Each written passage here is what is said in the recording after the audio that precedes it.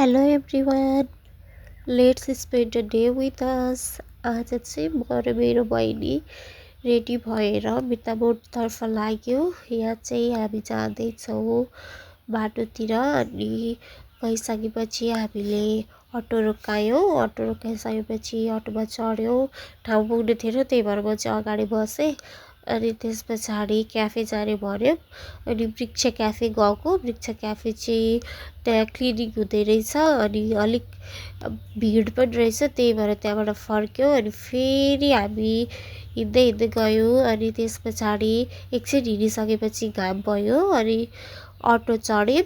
Auto चढेर हामी नयाँ क्याफे गयौँ। त्यहाँको एम्बियन्सहरू एकदमै मन पर्यो मलाई, कस्तो राम्रो पिसफुल भाइब आउने।